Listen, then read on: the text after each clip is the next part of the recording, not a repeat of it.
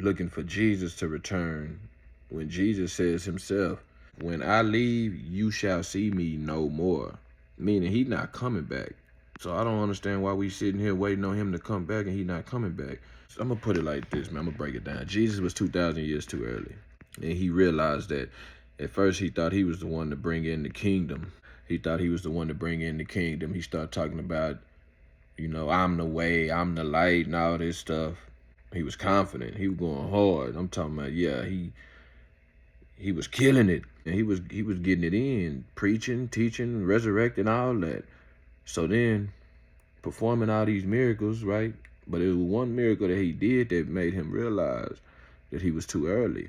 I think it was Paul that wrote about him, in the Bible. He called him a man born out of due season, meaning he was before his time. At first, Jesus believes he was going to usher in the kingdom. But then he realizes that he's too early. He's not the one. So then you start hearing him talking about one coming after him, right? Y'all got to pay attention to this. And I'm going to show y'all the one that coming after him. So he was casting these demons out of somebody, right? The demons jumped out. They were mad. They was angry. And first thing they said when they jumped out, why are you attacking us before it's time? What does that mean, before it's time? When Jesus is talking about it's the time of the kingdom and all this, but they jump out talking about why are you attacking us before it's time? That's when Jesus realized he was 2,000 years too early. He was 2,000 years too soon. So he starts then changing his ministry. He starts teaching about one coming after him who's gonna bring in the kingdom. But it was then that he realized he was too soon to be the one. This is why everybody thought in the year 2000, right? 2,000 years after Jesus died, that the world was going to end because he was 2,000 years too soon, which is why people believe he's coming back. But he says, when I leave, you shall see me no more. Hold on, let me find it for y'all so y'all don't think I'm lying. John 14:19, King James Version. He said, when he leave, they shall see him no more. But then he said, but ye see me. That's why he said the one that comes after me, he's going to come in my name. He's going to do the works that I did. But that's what he means, that, they shall see him no more, but they shall see him. Because he thought he was that one, but he's not that one. He was too early. But the one that's coming after him is going to be doing the works that he did, but even greater works. And he's going to be the one that's going to bring in the kingdom, right? So let me support my point. In the book of Malachi, chapter 4, watch this. And we supposed to be looking for Jesus, right? But the Bible says, Malachi, chapter 4, verse 5. Let me see, I like to read the King James Version. That's what I'm used to. It says, behold, I will send you Elijah the prophet before the coming of the great and dreadful day of the Lord. Didn't say Jesus, it said Elijah, right? I'm going to make this point. It says Elijah before the great and dreadful day of the Lord. It didn't say Jesus. And the great and dreadful day of the Lord is that day of judgment. We supposed to be looking for Jesus, but he says he's sending Elijah, not Jesus. So, and I'm going to keep stressing that point. This takes me back to, I want to talk about the Father, the one that sent him, and the one that he calls on when he in his times of trouble. I'm just going to make the connection. So Jesus was a disciple of John the Baptist. When he baptized him, he became his disciple. He learned under him, he taught him, he was taught by John the Baptist. His teachings, his knowledge, what he was giving was coming from John the Baptist. This is his teacher, right? In a sense, you could say his spiritual father. We just gonna keep it 100. When you hear Jesus talk about him, what he say? Let me pull it up. I'm giving y'all scriptures and everything. What he say? There's no man born of a woman that is greater than John the Baptist. Matthew 11:11. This Jesus talking. Truly I tell you, among those born of women, there has not risen anyone greater than John the Baptist. Even though it says, yet whoever is least in the kingdom of heaven is greater than he. But he's telling you right here, man, truly I tell you, among those born of women, there has not risen anyone greater than John the Baptist.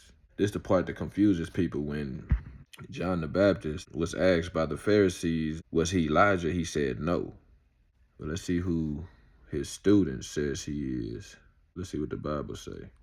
Check this out. Jesus said John the Baptist is Elijah who was to come, fulfilling Old Testament prophecy. Malachi 4:5, right? Matthew chapter 11, verse 14. Jesus speaking. And if you are willing to accept it, he is the Elijah who was to come.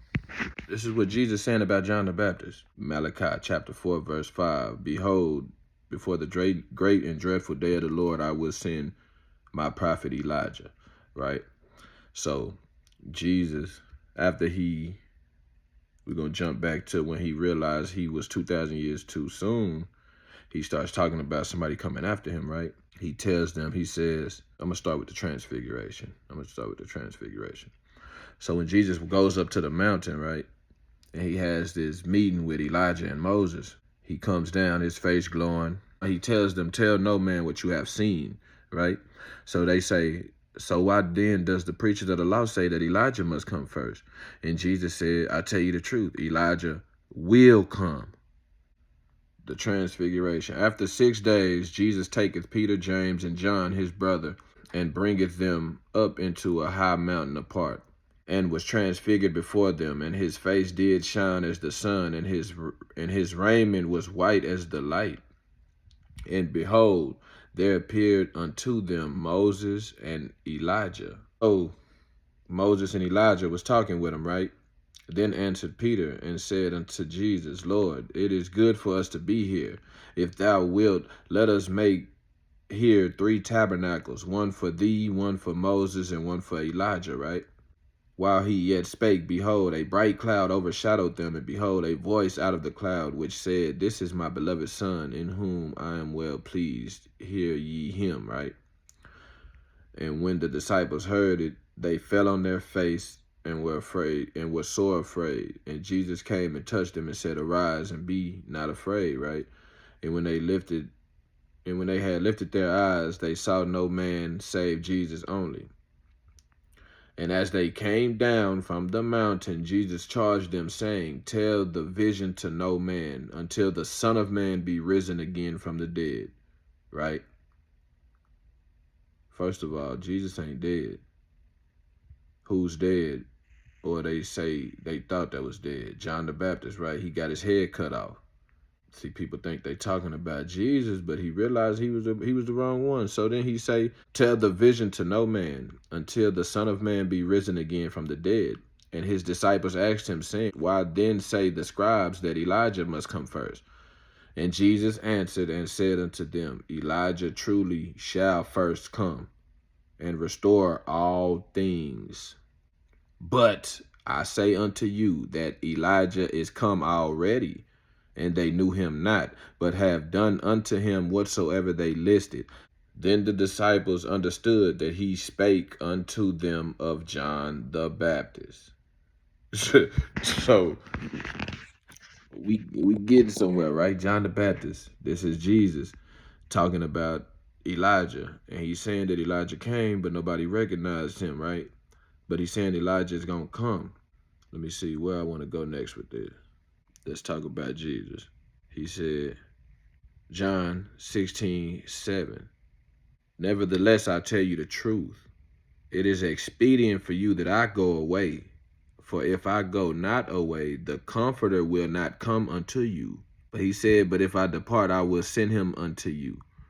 He's telling y'all somebody's coming after him. Somebody's coming after him. The Comforter, he calls him.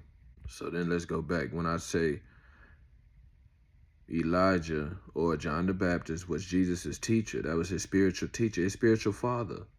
So by the flesh, he was the son of David, but by the spirit, he was the son of God, right? Elijah is that one. Okay, so let's go where it says, when Jesus was hanging on the cross. This the critical point. This the critical point. When Jesus was hanging on the cross, right? He says, Eli, Eli, lama sabachthani. They translated to say, some people translated to say, my God, why hast thou forsaken me? But others translated for what he was really saying. Elijah, Elijah, why hast thou forsaken me? right? Now watch this. Matthew chapter 27, verse 47. Mark chapter 15, verse 35. It don't even matter. We're going to go to Mark 15. Eli, Eli, lama sabachthani, this 34. And so it says, and this one it says, my God, okay, but watch what they say. Watch what they say. And some of them, this is after he said that, it says, the next verse says, and some of them stood by when they heard it, said, behold, he called it Elijah. Huh? They say it translates to my God, when he says Eli, Eli, lama sabachthani, but you read down a little further, it says, and some of them stood by when they heard it, said, behold, he calls Elijah. And one ran and filled a sponge full of vinegar and put it on a reed and gave him to drink, saying, let alone, let us see whether Elijah will come to take him down. Let us see if Elijah's going to come take him down. Yeah, they translated it. They tried to say, oh, it translates into my God, my God. No, the bystanders said what it meant. He said Eli, Eli. That's Elijah. That's short for Elijah. I got a little brother named Elijah. We call him Eli. It's my God brother. We call him Eli. You understand what I'm saying? That man said Eli, Eli. He was calling Elijah. And they said, they laughing at him. Look, he's calling Elijah. Let's see if Elijah gonna come take him down. Why was he calling for Elijah? On the cross. He's supposed to be calling for God. He was calling for his father, his spiritual father, Elijah. He was calling for Elijah, man. Anyways, that's it for this here episode of Let's Keep It Real, Keep It 100. I just wanted to put that out there, man. But stop looking for Jesus to return. Look for a man that comes to do the works that Jesus did. That man, he told you who he was. He said, look for Elijah. He didn't say look for him to return. He said look for Elijah. He said it's expedient for him that he goes, for if he don't, then the comforter cannot come. He's talking about Elijah. I just wanted to let y'all know, man. Look for Elijah.